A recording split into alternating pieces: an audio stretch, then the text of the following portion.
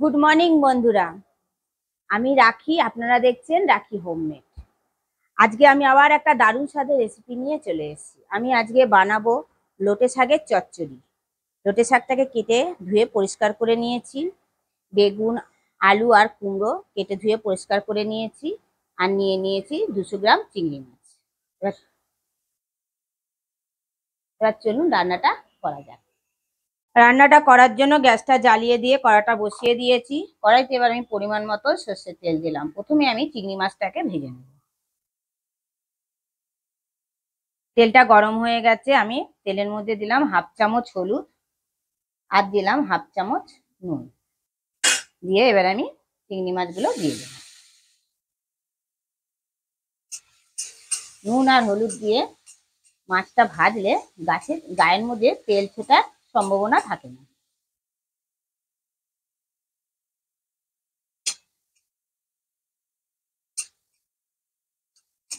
চিংড়ি মাছটা ভাজা হয়ে গেছে, আমি তুলে নেব।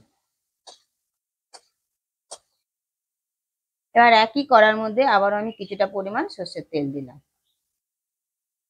তেলটা গরম হয়ে গেছে, ফোড়নে দিলাম 1/2 চামচ 5 ফোড়ন আর 2টো শুকনো লঙ্কা।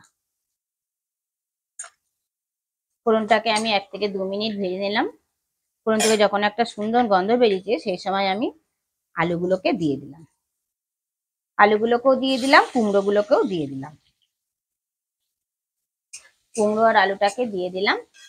এবারে দিলাম 1 চামচ নুন আর দিলাম 1/2 চামচ হলুদ। হলুদ আর নুনটা আমি কুমড়ো আলুটার সঙ্গে ভালোভাবে মিশিয়ে নিলাম। কুমড়োটা আর আলুটা ভাজা হওয়ার জন্য আমি কিছুক্ষণের জন্য ঢেকে দিলাম। কিছুক্ষণ বাদে ঢাকাটা খুলে দিলাম। কুমড়ো আর আলুটা ভাজা হয়ে গেছে।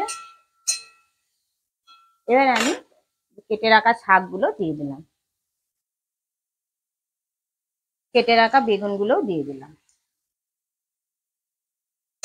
দিয়ে কুমড়ো আর আলুটার সঙ্গে মিশিয়ে নিলাম। মিশিয়ে নিয়ে আবারও আমি কিছুক্ষণের জন্য ঢেকে দিলাম। কিছুক্ষণ বাদে আবার ঢাকাটা খুলে দিলাম। আবার একটু নাড়াচাড়া করে দিলাম। এবারে আমি মিক্সিতে আদা, জিরে আর কাঁচা লঙ্কা একসঙ্গে পেস্ট করে নিয়েছিলাম, সেই মশলাটা আমি দিয়ে দিলাম। মিক্সির জারটা ধুয়েও আমি অল্প পরিমাণ জল অ্যাড করলাম। এবার আমি সমস্ত কিছু মিশিয়ে নিলাম। ভালো করে মিশিয়ে নিয়ে আবারও আমি কিছুক্ষণের জন্য ঢেকে দিলাম, যাতে আলু, কুমড়ো আর শাকটা সেদ্ধ হয়ে যায়। আবারও কিছুক্ষণ বাদে ঢাকাটা খুলে দিলাম। আর একটু নাড়াচাড়া করে দিলাম। এবারে আমি যে চিংড়ি মাছটা ভেজে রেখে দিয়েছিলাম, চিংড়ি মাছটা দিয়ে দিলাম। ফ্লেভারের জন্য দিলাম 4টে কাঁচা লঙ্কা। দিয়ে আমি মিশিয়ে নিলাম।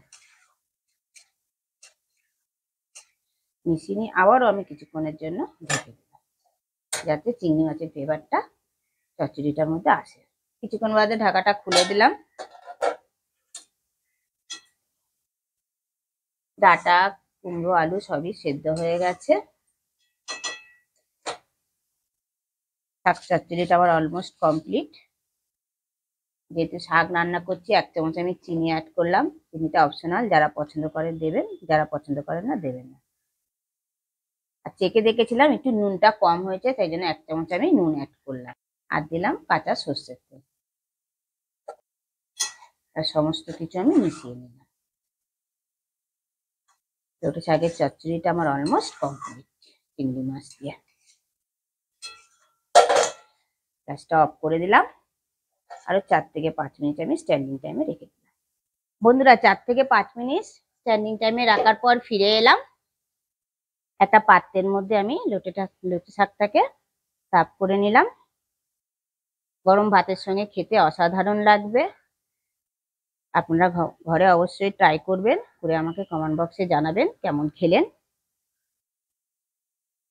আর ভিডিওটা যদি আপনারা ফেসবুক থেকে দেখে থাকেন তাহলে ফলো করে দেবেন, আর বন্ধু বান্ধবদের মধ্যে দেখার সুযোগ করে দেবেন। আর যদি ইউটিউব থেকে দেখে থাকেন তাহলে চ্যানেলটাকে সাবস্ক্রাইব করে দেবেন, পাশে বেল আইকনটা প্রেস করে রাখবেন নতুন নতুন ভিডিও দেখার জন্য। আপনারা ভালো থাকবেন, সুস্থ থাকবেন।